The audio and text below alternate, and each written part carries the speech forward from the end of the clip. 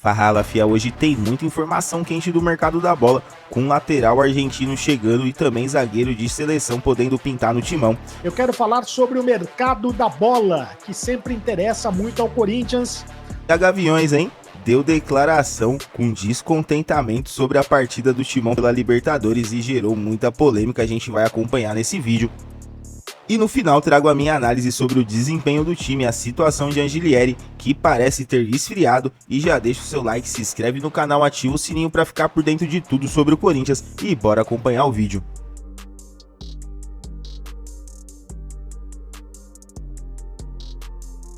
Dias.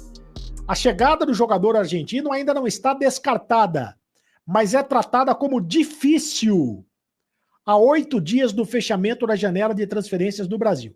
O que estava bem encaminhado, né, agora está sendo tratado como difícil. Isso porque o Getafe, que deseja negociar o Angelieri, tem outras ofertas na mesa, além da que foi feita pelo Corinthians. Ou seja, o Corinthians tem concorrência para a contratação do Angelieri. E dizem que um dos concorrentes é, inclusive, um time do futebol brasileiro. O Corinthians já avisou que não está disposto a gastar, a investir dinheiro para ter um atleta com idade avançada. O Angelieri tem 30 anos. A ideia do Corinthians é que o lateral esquerdo rescindisse o contrato para então fechar o negócio com o Corinthians. O contrato dele com o Getafe vai até o meio do ano que vem, mas ele não tem sido aproveitado, não joga há 9 meses, né? Ele não joga há 9 meses, o técnico não gosta dele, então o Corinthians viu uma oportunidade de mercado para tentar contratar o jogador. Foi uma indicação do Ramon Dias, uma indicação do Emiliano Dias, os dois gostam muito do Angelieri, que jogou no River Plate da Argentina, foi bicampeão da Libertadores, vestindo a camisa do River Plate da Argentina. O Corinthians, como eu disse, tem para a posição o Hugo, o Matheus Bidu e o Palácios, mas nenhum deles convence a comissão técnica corintiana. Antes da contratação do Angelieri, o Corinthians tentou contratar o Wendel, que estava no Porto, mas que foi para o São Paulo, o Guilherme Arana, do Atlético Mineiro, continua no Atlético, e o Renan Lodi, do Al Hilal, da Arábia Saudita. Então, ficou muito difícil para o Corinthians, ou mais difícil para o Corinthians contratar o Angelieri, até porque o Corinthians corre contra o tempo, faltam 8 dias para fazer esta contratação. Por falar em mercado da bola, notícia de ontem, mas é sempre bom confirmar que o Corinthians recusou a proposta de 148 milhões de reais do Zenit pelo Garro. O Zenit da Rússia ofereceu uma proposta de 25 milhões de euros para levar o Garro, mas o Corinthians recusou. A diretoria do Corinthians tem o plano de manter as principais peças do elenco e ignorou o alto valor apresentado pelos russos. Lembrando que o Garro foi eleito o melhor meia do Campeonato Brasileiro do ano passado e é tratado como um dos principais jogadores do elenco do Corinthians. Foi uma proposta grande pelo Garro, mas o Corinthians recusou, manteve o Garro em seu elenco. O Garro é o principal, né, ao lado do Memphis, é o principal jogador do Corinthians, e é muito importante que o Corinthians segure o Garro, né, mantenha o Garro em seu elenco, se quiser disputar títulos esse ano. O Garro é o principal jogador do Corinthians. O Garro não pode sair do Corinthians. Vai fazer o que no futebol da Rússia? O Garro não está à venda. É bom falar para os russos, para o Zenit da Rússia, que o Garro não está à venda. Mas fez muito bem o Corinthians em manter o Garro no seu elenco. Bom, o Corinthians... quero falar do Memphis Depay. Memphis Depay é o seguinte: o Memphis Depay ganhou o bônus de 1,5 milhão de reais no Corinthians com a assistência que ele deu para o gol ontem do André Carrillo. Assistência do Memphis Depay para o gol do André Carrillo deu esse bônus de 1 milhão e 500 mil reais. Isso porque o Memphis chegou a 15 participações em gols desde a chegada ao clube. Isso está previsto no contrato. São metas estabelecidas. O Memphis tem 8 gols com a camisa do Corinthians e 7 assistências. Também com a camisa do Corinthians, ontem ele deu mais uma assistência. Então são metas estabelecidas e o Memphis vai conseguindo ganhar mais dinheiro com essas metas estabelecidas. Ou seja, o jogo de ontem só foi bom para o Memphis, né? O jogo de ontem, a única coisa boa do jogo foi que o Memphis ganhou 1,5 milhão de reais. Quer dizer, para o Memphis foi bom o jogo de ontem, mas foi péssimo para todo mundo. O Corinthians passou vergonha. O Corinthians que agora tem a obrigação de vencer Universidade Central da Venezuela, que é um time pífio, que é um time ridículo, na próxima quarta-feira na Neoquímica Arena. Antes, o Corinthians tem o jogo contra o Guarani de Campinas, também na Neoquímica Arena, pelo Campeonato Paulista. O Corinthians vai ter esse compromisso pelo Campeonato Paulista. Provavelmente vai colocar o time reserva para jogar, embora o Corinthians ainda não tenha garantido a primeira colocação geral na fase de classificação do Campeonato Paulista, mas como o resultado na Venezuela contra a Universidade Central foi muito ruim, o Corinthians vai ter que poupar os seus titulares para o compromisso da próxima quarta-feira. E eu quero falar também que existe a preocupação em relação ao Ranielli. Ranielli saiu machucado no jogo de ontem, uma contusão muscular, ainda não se sabe a gravidade da lesão. Ele saiu, inclusive, chorando, né? Por causa dessa contusão muscular. Nos próximos dias ou nas próximas horas, ele vai fazer exames de imagem para saber exatamente qual é a gravidade desta lesão. É uma pena porque o Ranielli tem sido o titular desse meio-campo do Corinthians na posição de primeiro volante. Com a saída do Ranielli, o José Martínez que assumiu a posição ontem na posição de primeiro volante da equipe do Corinthians. Problema para o técnico Ramon Dias na sequência do Paulistão e também da Libertadores da América. Tomara não seja nada grave, tomara seja uma contusão mais leve e que logo, logo o Ranielli esteja de volta ao time do Corinthians. Fiel, essa novela do argentino não acabou ainda, mas e aí, vocês acham que vale a pena investir nesse jogador que já tem seus 30 anos? Comenta aí. Agora vamos falar de um tema quente, a revolta da torcida após o último jogo e a cobrança da Gaviões. A revolta da torcida é generalizada em todas as redes sociais, YouTube, e eu acho que é uma revolta muito positiva. O torcedor tá de parabéns, porque não dá para aceitar empatar com esse time praticamente semi-profissional, não dá para aceitar, e eu espero que essa cobrança tenha valido de alguma coisa. Agora há pouco o presidente da maior torcida organizada do Corinthians fez uma postagem dizendo que na saída da Venezuela conversou com os líderes do grupo, parte da torcida, alguns torcedores foram no voo fretado e voltaram por conta da dificuldade de logística, além de sócios, conselheiros, enfim, aquela coisa que a gente conhece bem de clube social, que você leva sócio, conselheiro, um monte de gente lá no voo também.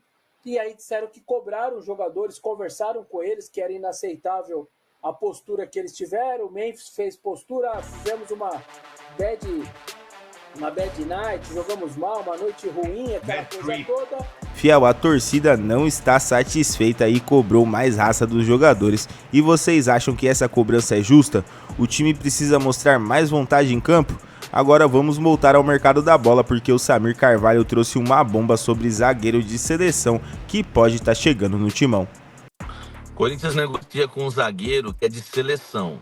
Só não me falaram se é de seleção brasileira ou alguma seleção de outro país, entendeu? Mas me falaram que é um zagueiro top para chegar, para ser titular e que teve passagens pela seleção, por seleção. tá? Não sei, não consigo garantir para vocês se é brasileira, se é argentina, se é espanhola, enfim, não dá para saber se é na Europa, mas me falaram que é um zagueiro top, que o Corinthians abriu conversa, só que é um zagueiro caro e que o Corinthians precisa. Então, eu tô trazendo detalhes, tá? Eu só não tô trazendo o nome, mas lembre-se que antes de trazer o Andileri, que todo mundo confirmou que existiu, que existe a proposta e a negociação que tá rolando ainda, eu já havia feito 2 vídeos falando que o Corinthians estava em busca de um lateral, tá? Então eu tô aí, tô caminhando, tá? Eu busco a notícia. O Corinthians negocia com um zagueiro top que jogou em seleção, não sei se é brasileira, europeia ou sul-americana, enfim. Só que é um zagueiro top que o Corinthians precisa da patrocinadora Master. O Corinthians abriu conversas com a patrocinadora Master, tá? Não vou citar o nome aqui por conta, né, do YouTube, mas vocês sabem quem é. E para o Corinthians avançar, depende da patrocinadora querer ou não investir nesse zagueiro e entender que ele é midiático ou não, tá bom? Então, informação importante para vocês. Corinthians volta a focar em zagueiro por conta aí, né, das falhas do André Ramalho, enfim, e do desempenho dos seus zagueiros em 2025, né? Uma pessoa falou para mim, pô, o melhor zagueiro hoje é o da base, entendeu? Então, assim, o Corinthians tá muito confuso no planejamento. O Corinthians terminou o ano planejando buscar um zagueiro. Começou o ano dizendo que não ia precisar mais de zagueiros, tá? Apostando muito no Kaká. O Fabinho aposta muito no Kaká. O Fabinho Soldado ama o Kaká. E aí eles acharam que não ia precisar de zagueiro, porque tem o Kaká, tem o Tchoca para reserva, né? Tem o Gustavo Henrique, tem o André Ramalho, enfim. Eles acharam que não iam precisar. Mudaram de ideia. Agora mudaram de novo de ideia, entendeu? Não é que a gente muda de informação, não. Eles mudam de projeto e de ideia mesmo, tá? É igual o jogador. A gente fala, a gente critica que joga mal, a gente fala que joga bem. Não é que a gente mudou a opinião. Eles mudaram de futebol, meu amigo. Então, informação importante e exclusiva. O Corinthians busca um zagueiro, abriu conversas com esse zagueiro. É um zagueiro top. É um zagueiro que jogou em seleção, tá? Não sei se joga ou jogou, tá? Mas me falaram isso, que com passagem por seleção, e é um zagueiro caro. Então o Corinthians precisa da patrocinadora Master. Agora vai depender da patrocinadora querer investir ou não nesse zagueiro, beleza? Se essa contratação se confirmar, pode ser um grande reforço para o Timão. A defesa precisa mesmo de um nome de peso. Quem vocês gostariam de ver vestindo a camisa do Corinthians, deixa nos comentários. E agora eu vou trazer a minha análise sobre o desempenho do time e sobre a negociação com o lateral argentino, que parece ter esfriado. Fala, corintiana da gente fina no canal. Bora continuar aí as notícias do Timão. Vamos destrinchar aí algumas matérias envolvendo o Corinthians. Vamos falar primeiro do desempenho do time. Uma coisa que preocupou bastante do jogo de ontem foi realmente essa situação do desempenho do time no segundo tempo. Eu achei que o time mostrou uma intensidade boa até os 20, 30 minutos do primeiro tempo. Depois começou a cair, no segundo tempo jogou mal demais. O Ramon Dias comentou desse segundo tempo abaixo do Corinthians e citou uma preocupação referente à intensidade de jogo. Vamos dar uma olhadinha aqui no que ele falou dessa situação. E aí ele se explicou assim, né? Demos expectativa de vencer do primeiro, mas o resultado não é ruim. Agora jogamos com a nossa torcida, tivemos viagem e um monte de situações, falou o treinador. Um monte de situações foi a festa do Memphis. O mata-mata são 180 minutos, teremos sempre a possibilidade de jogar lá com a nossa torcida. Às vezes isso daqui acaba não se configurando, porque se você faz um jogo muito ruim em jogos de mata no primeiro, você acaba praticamente se auto-eliminando para o próximo jogo. Então o Corinthians não pode, eu acho que assim, né, no caso do Universidade Central da Venezuela ontem, realmente o Corinthians faltou sorte no primeiro tempo, caiu demais no segundo tempo, os jogadores, não sei o que aconteceu ali, teve até cobrança do presidente da Gaviões, a gente vai falar disso depois, mas a gente sabe que o Corinthians não deve ter dificuldades para ganhar desse time na volta. Agora o outro jogo já pode pegar aí o Barcelona de Guayaquil, que já é um time um pouco mais chato, equatoriano, jogadores rápidos, então, bom, o Corinthians tem que tomar cuidado em jogos de mata, eu acho que é isso, mudou, até o Ramon citou um pouco disso, né, tá aqui até, né, Copa se joga diferente, são partidas diferentes, vamos tentar recuperar para passar quando formos fomos de local. Então, assim, né, não pode jogar desse jeito que jogou um jogo de Copa. Então, só voltando aqui pra gente ver essa questão que ele falou da intensidade. Existe uma possibilidade de analisar bem, porque havia 2 etapas. No segundo tempo, eles nos complicaram as coisas para nós com o ritmo e com a determinação. Não geramos futebol, tivemos 2 situações, poderíamos fazer o gol. Entendi aqui como é que ficou essa história aqui, não. Existe uma possibilidade de analisar bem, porque havia 2 etapas. No segundo tempo, eles nos complicaram. É isso mesmo que ele quis dizer, que o time venezuelano complicou o Corinthians. E também é aquilo, né? Não tem variação tática, né, Ramon? Aí fica complicado, tem que variar mais o time, tem que ter outras formações, às vezes não encaixa e precisa ter alguma outra formação pensada ali para determinados momentos dos jogos. As coisas para nós com o ritmo e com a determinação. Não geramos futebol, tivemos 2 situações, poderíamos fazer o gol. Copa Libertadores se joga diferente, são partidas diferentes. Então, assim, né, eu acho que realmente tem que dar uma analisada nessa questão. A gente sabe que teve aí uma semana meio agitada de várias formas no Corinthians, tanto fora quanto dentro de campo. O Corinthians vem de uma sequência muito intensa de jogos, eu acho que isso é bom citar, eu acho que eu não vi ninguém citando, e agora eu tô lembrando aqui, né? Com certeza eu trouxe matérias aqui para vocês falando da sequência do Corinthians de jogos, que era a maior sequência da década do Corinthians, né? Jogos próximos um dos outros. A gente teve aquela sequência que teve um jogo na quinta, teve um jogo na segunda, não, foi um jogo na quarta, um jogo no sábado e um jogo na segunda, 48 horas depois. Eu só não lembro se foi isso, se foi de sábado para segunda, se eu não me engano foi de sábado para segunda. Vocês me lembram aí nos comentários. Mas enfim, 48 horas, acho que chegava a ser até um pouco menos de 48 horas de um jogo para o outro. O Corinthians está fazendo uma sequência muito grande de jogos pela classificação do Campeonato Paulista, do Campeonato Brasileiro no ano passado, né? Acabou na situação de ter que jogar a pré-Libertadores, aí realmente acumula um monte de jogos e vai continuar assim. O Corinthians vai passar para as fases finais do Campeonato Paulista, vai passar de fase agora na Libertadores, esse primeiro jogo dessa fase preliminar, vai para o segundo jogo e vai ter jogos aí intercalados no meio, decisão tanto com o Paulista quanto com a Libertadores. É a situação que o Corinthians se colocou, mas que bom, né? Que a gente vinha no ano passado numa situação aí que a gente pensava que podia estar disputando só o Paulista e o Brasileiro, sem condição às vezes até de poder chegar na Copa do Brasil, e a gente vai disputar todos esses campeonatos. Então é isso, faz parte do Campeonato Brasileiro, é assim mesmo.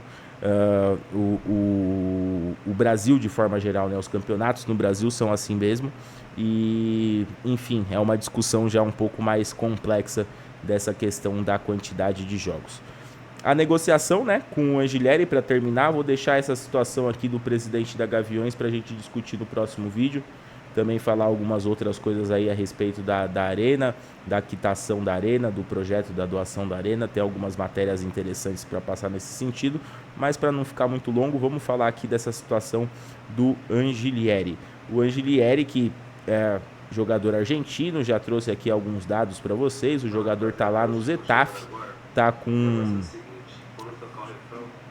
com 30 anos, é um lateral, né, argentino, que na Argentina jogou muito bem, teve passagem por River Plate, e o Corinthians tentando aí trazer esse jogador do Getafe. Há poucos dias atrás, né, todo mundo falando da notícia que veio primeiro do GE, e essa daqui também veio do GE, né, falando que a situação do jogador estava bem adiantada, mas faltam 8 dias aí para fechar a janela de negociações, e o Corinthians continua aí nesse imbróglio para poder trazer o lateral, e a gente viu que precisa, porque já que pelo visto o Palácios vai continuar não tendo chance, que para mim no pouco que eu vi jogar parece bem melhor do que o Bidu e do que o nosso querido Hugo, aí a gente realmente precisa muito da chegada desse lateral. Beleza, galera? Então é isso, fiel. Mercado da bola pegando fogo, revolta da torcida e possível novo zagueiro de seleção no Corinthians. E aí, o que vocês acham dessas notícias? O que precisa mudar no time? Deixe o seu comentário. Não esquece de deixar o like, se inscrever no canal e ativar o sininho para ficar por dentro de tudo sobre o Timão. Até a próxima, valeu e vai Corinthians!